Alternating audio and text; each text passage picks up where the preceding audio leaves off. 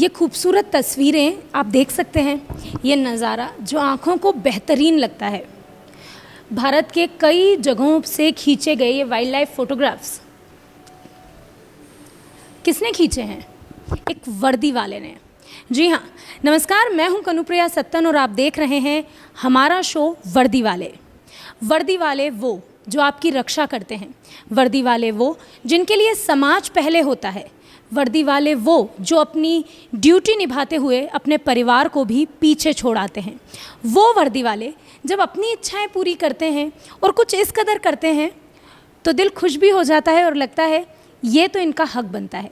आज हम एक ऐसे वर्दी वाले से मिलने जा रहे हैं जो बेहतरीन फोटोग्राफर हैं, जैसा कि आप देख ही सकते हैं मेरे पीछे ये तस्वीरें जो लगी हुई है, और साथ ही साथ वो एक लेखक भी हैं। एक ऐसे वर्दी वाले जो समाज की सेवा के साथ साथ खुद को भी समय देना नहीं भूलते। तो इस बार हम मिलेंगे ऐसे वर्दी वाले से जो आपको टिप्स देंगे कि अगर आप इस लाइन में आना चाहते हैं या अगर आप पुलिस वालों को किसी भी नज़र से देखते हैं, सम्मान की नज़र से देखते हैं, तो उन्हें एक इंसान की नज़र से भी ज़रूर देखिए।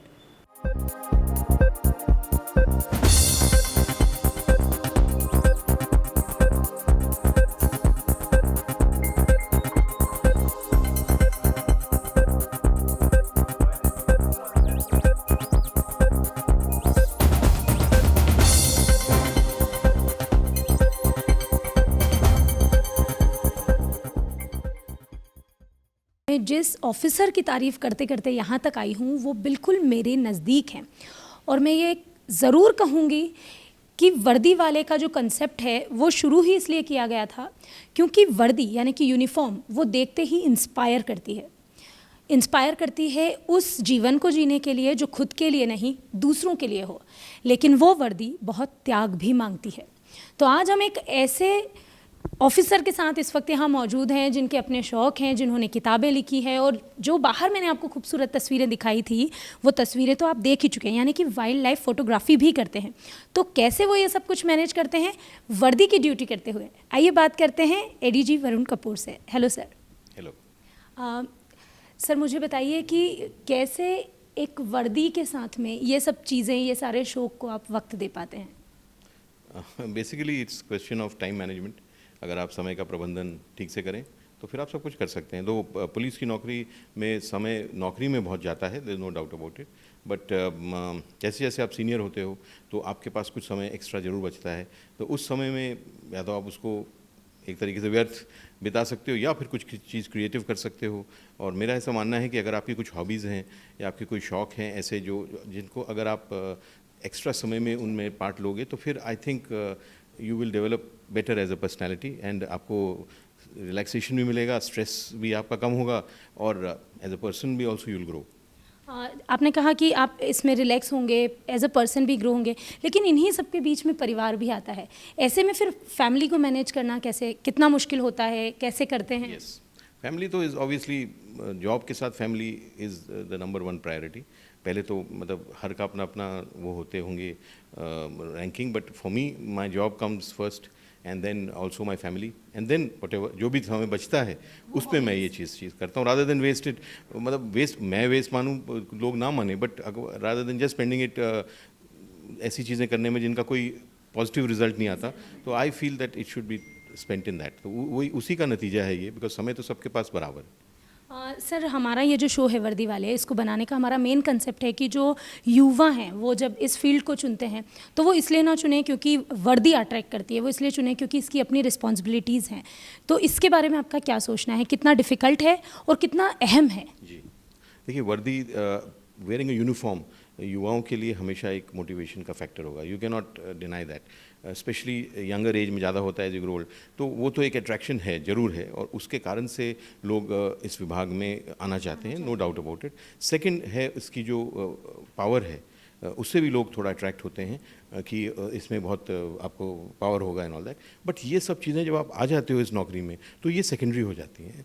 द वर्दी की शान, the power which is attached with it, पहली आती है responsibility. I think it is such a मतलब हेवी रिस्पॉन्सिबिलिटी कि जितना ज़्यादा बोलते हैं ना, विद पावर कम्स रिस्पॉन्सिबिलिटी। तो आपके पास अगर कुछ शक्ति है तो आपके साथ उस उतने ज़्यादा गुना आपके पास जवाबदारी भी है। तो हाँ, it is a very tough job. मैंने जैसे पहले भी बोला है कि it is one of the toughest jobs according to me, क्योंकि मैंने अब पूरी 30 इयर्स पब्लिक लाइफ में देखी है। मेरे फादर भी प्रशासनिक अधिकारी थे, तो मैंने बचपन से एक तरीके से प्रशासनिक सेवा, प्रशासनिक व्यवस्था देखी है। तो उसके बाद मैं आपको बोल सकता हूँ कि अगर कोई आज की तारीख में आप बोलोगे सबसे टफ जॉब कौन सी है, सबसे मुश्किल नौकरी कौन सी है, तो police will be definitely number 1। Varun Kapoor ji, आपके बारे में एक बात और है जो सबसे ज़्यादा कही जाती है कि आप कभी भी पुलिस लाइन में आना नहीं चाहते थे, आप फॉरेन एजुकेशन करना चाहते थे।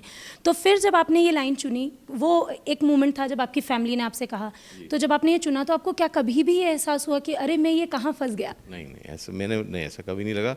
मैं तो सौभाग्यशाली हूँ, एक तरीके से मानता हूँ कि बाय चांस ही सही, बट मैं इस नौकरी में आया और इस सेवा में आया। तो I think it was by chance, but it has given me the greatest satisfaction. I don't, मेरे को ऐसा कभी लगा ही नहीं, ना मैं कभी ऐसा सोच सकता हूँ कि मैं कहीं और रहता तो मैं इतनी ज़्यादा संतुष्टि हासिल कर सकता, ना इतना ज़्यादा जो मैंने किया है इसमें रह के, इतना ज़्यादा मैं कहीं भी नहीं कर सकता था।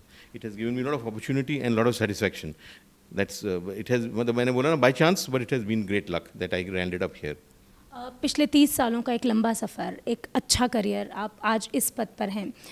ऐसा कोई एक वाकया, एक ऐसा कोई इंसिडेंस जो आपके लिए बहुत मुश्किल भरा रहा हो? क्योंकि पुलिस की नौकरी ऐसी है जहाँ कुछ निर्णय ऐसे होते हैं जो लेने पड़ते हैं, लिए हैं, उसके सामने जो आगे जो आने वाली परिस्थितियाँ हैं वो मुश्किल रही हो, लेकिन बाद में खुशी हुई हो कि ओ ये हमने आखिरकार कर गुजरे।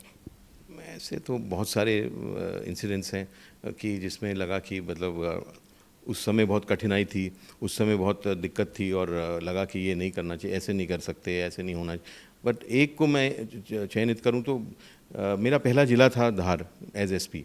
तो जब मैं धार में एसपी बना 1998 में, तब धार ज़िले में बहुत डिस्टर्ब्ड ज़िला था। वहाँ पे बहुत कम्युनल इंसिडेंट्स होते थे और बहुत ज़्यादा वहाँ पे दंगे भी होते थे, मतलब पूरे ज़िले में बहुत चुनौतीपूर्ण था और वो मेरा पहला ज़िला था। तो मैं जब जा रहा था तो कई लोगों ने मेरे को चेतावनी भी दी थी कि आपका पहला ज़िला है, बहुत मुश्किल है, तुम्हारे को कुछ हो जाएगा तो तुम्हारी पूरी कैरियर में एक वो लग जाएगा, एक ना ठप्पा की है, तो असफल एसपी रहा। तो मैंने, ऐसा एक माहौल था। धार वॉज वेरी डिफ़िकल्ट। मेरे से पहले जो पदस्थ हुए थे उन्होंने अपना ऑर्डर कैंसिल करा लिया था और मेरे को वहाँ पदस्थ किया था। मेरे साथ कलेक्टर थे राजेश रजोरा, जो आजकल ACS होम है। तो हम दोनों वहाँ पे 3 साल रहे, 3.5 साल रहे नियरली, और बहुत ही कई समस्याएं आई, कई ऐसी चुनौतियां आई जब लगा कि ये तो बहुत ही मुश्किल है। पर मैंने जैसे बोला ना, नेक नियत रखिए और ईमानदार प्रयास करिए तो आप सबसे बड़े कठिनाई को भी पार कर सकते हो। तो एक्चुअली वो 3.5 ईयर्स, आज भी धार में आप चले जाओ तो आपको ज़रूर बोलेंगे लोग जो थोड़ा बहुत जो ने पहले से देखा है कि वो समय सबसे अच्छा था। तो इट वाज में वेरियस प्रॉब्लम, भोजशाला का प्रॉब्लम था पूरे ज़िले में, मतलब पीथमपुर में इंडस्ट्रियल प्रॉब्लम बहुत रहता था, क्राइम का प्रॉब्लम बहुत रहता है वहाँ पे। तो सब देखते वो कई चीज़ें हैं उसमें, बट येस दैट कार्यकाल जो एक था मेरा, तो वो मेरे को हमेशा याद रहेगा, क्योंकि उसमें हमने इतनी कठिनाइयों का सामना करके भी सफलता प्राप्त करी और शांति प्रदान करी उस ज़िले को। और आज भी काफ़ी हद तक वो ज़िला बहुत अच्छा है, शांत है। तो हम सोच के खुश होते हैं दोनों कि हम वो नींव हमने रखी थी उसकी। तो वेरी नाइस। एक और सवाल है मेरे जहन में, अभी आप प्रशिक्षण विभाग को देख रहे हैं। जब नए युवा पुलिस में आते हैं तो 30 साल पहले का विभाग और आज का विभाग, अब जो युवा आ रहे हैं या उस वक्त जिस सोच के साथ आते थे, कितना परिवर्तन आया है और किस तरह की आप अपेक्षाएं करते हैं जब कोई आता है? उसमें तो एक ज़मीन आसमां का फ़र्क हो गया, बिकॉज ये दुनिया जो है, आज की दुनिया को बोलते हैं एक्सपोनेंशियली चेंजिंग वर्ल्ड। आजकल दुनिया में बदलाव नॉर्मल गति पे नहीं होते, वो एक्सपोनेंशियल, जैसे एरिथमेटिक प्रोग्रेशन एक होता है ना, 1 + 1 = 2 या 2 + 2 = 4, अब वो है 2 to the power of 2 ना, 3 to, it is exponentially changing world. तो बहुत तेज़ी से जिस दुनिया में बदलाव होता है, उस दुनिया में फिर एडजस्टमेंट्स भी बड़े मुश्किल हो जाते हैं। तो आजकल जो हमारे फोर्स के जो आते हैं अधिकारी और कर्मचारी, वो अलग अपेक्षाओं के साथ आते हैं, अलग उनकी एजुकेशन लेवल भी अलग है। पहले कम पढ़े लिखे, स्टैंडर्ड वाज लेस, अब तो हमारे आरक्षक के लेवल में इंजीनियर्स आते हैं। तो yes, the education level has gone up, as a result expectations have gone up लोगों की कि हम आएंगे तो हम ये कर लेंगे, वो कर लेंगे। तो एक्सपेक्टेशन ज़्यादा हैं, एजुकेशन ज़्यादा है, व्यवस्थाएं भी बहुत अच्छी हो गई हमारे समय में। यस, पुलिस के संसाधन अच्छे हो गए, सुविधाएं अच्छी हो गई, ट्रेनिंग की वो स्तर अच्छा हो गया, तो उस बैलेंस तो बन गया है। बट फिर भी I feel that the people should be more motivated towards service for society, आपका उद्देश्य ये होना चाहिए। And second, service to yourself. वो अगर गड़बड़ा जाए ना कि पहले आप सोचो कि मैं अपनी सेवा करूं और फिर समाज की सेवा करूं, तो वो नहीं बात बनने वाली। आई feel that you should come with that devotion कि आप एक स्पेशल काइंड ऑफ नौकरी में आ रहे हो, तो पहला समाज, फिर आप खुद। अपनी भी करिए सेवा, जरूर करिए, क्यों नहीं करें, आप एवरीवन, उसका आपका अधिकार है, बट पहला जनता की सेवा। एक बहुत ही बेहतरीन बात कही है अभी वरुण कपूर जी ने कि सबसे पहले जनता की सेवा, यही इस नौकरी का, यही जो डिवोशन है वो ये काम मांगता है, यानी कि वर्दी मांगती है। और शायद यही वजह है कि हर इंसान इससे अट्रैक्ट भी होता है। मेरे जहन में एक और सवाल है सर, वर्दी पर थोड़ा पर्सनल है कि ऐसा कहा जाता है कि वर्दी पर लड़कियां बहुत मरती है। तो जब आप ऑब्वियसली जब आपकी शादी हुई होगी तो आपकी वर्दी से मैडम अट्रैक्ट हुए या आप? मेरी वाइफ के फादर भी आईपीएस ऑफिसर ही थे, तो वो उनकी शी ऑलवेज, हाँ, उनका तो वर्दी के प्रति एक अलग ही लगाव था, and because of a father. और उनको वो बताती हैं कि उनका हमेशा एक चाहत थी कि मैं भी एक पुलिस अधिकारी से, आईपीएस अधिकारी से शादी करूं, तो उनका अपना जो इच्छा थी वो भी पूरी हो गई। तो she was must have been very happy, she is very lucky that her father is also in the police IPS and I am also in the IPS. Now she is very keen that her son should also be in IPS.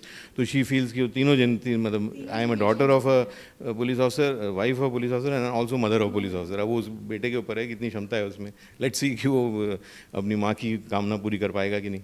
बिल्कुल, we hope कि वो अपनी mummy की इच्छाएं, यानी कि अपनी माता जी की इच्छाएं ज़रूर पूरी करें, जैसे कि आपने अपनी माँ का मान रखकर आप इस फील्ड में आए और आप इतना बेहतरीन काम करें। Guinness book of world record में भी आपका नाम दर्ज हुआ है। और ये बेहतरीन, मैं सिर्फ एक आखिरी सवाल पर आपसे ख़त्म करना चाहूँगी सर, कि इस पूरे लंबे कार्यकाल के दौरान जब भी आपको वक्त मिला तो आपने अपने लिए समय, या मैं बोलूँ आइडिया ऑफ फन आपका क्या था?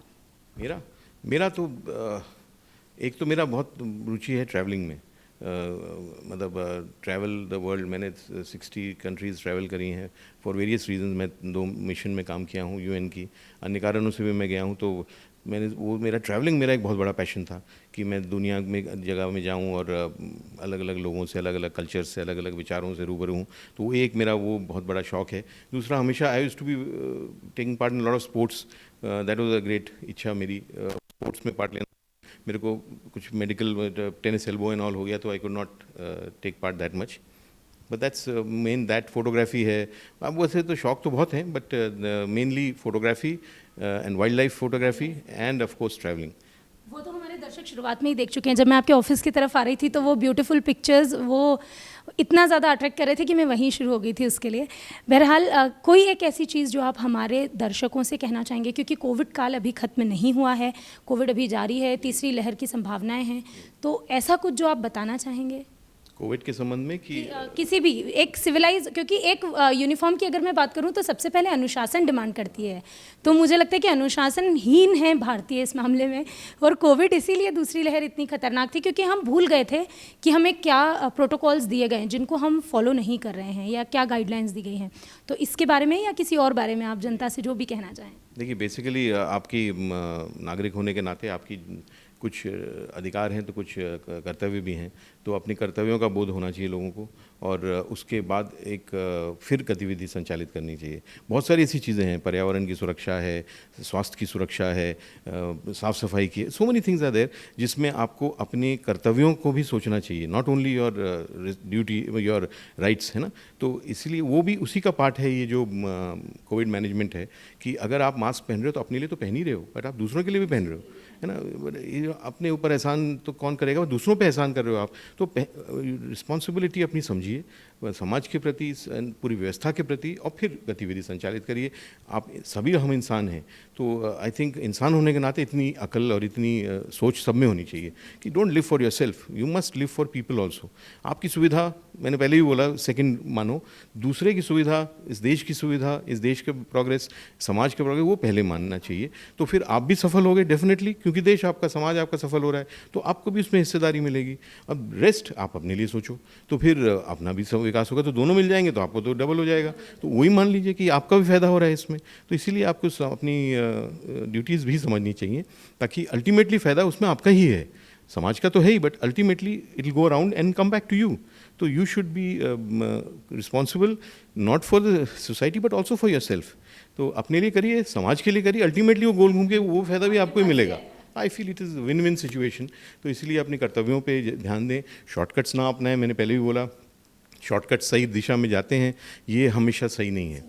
तो शॉर्टकट्स नहीं, लॉन्ग पाथ लीजिए, सुरक्षित पाथ लीजिए और सफल पाथ लीजिए। मेहनत करिए, मतलब मेहनत करके कर्तव्यों के साथ समझ के व्यवहार कीजिए, तो I think you will be successful and your whole society and country will be also successful. तो ये थे एडीजी वरुण कपूर, जिन्होंने कहा कि पहले दूसरों के बारे में सोचिए, उसके बाद आपका अपना भला तो हो ही जाएगा। बिल्कुल सही बात है, क्योंकि जैसे कि मैंने कहा था वर्दी की, जब मैंने शुरुआत की थी वर्दी वाले की, तभी भी यही कहा था कि वर्दी वो चीज़ है, या वर्दी पहनने वाले वो लोग हैं जो अपने बारे में बहुत बाद में सोचते हैं और हमारे देश के बारे में पहले सोचते हैं। तो ऐसे लोगों का सम्मान करने के लिए आपके पास एक बहुत आसान तरीका है। उनकी बातों को मानिए, कानून को मानिए और देखते रहिए खबर 100 न्यूज़, जनता की बुलंद आवाज़।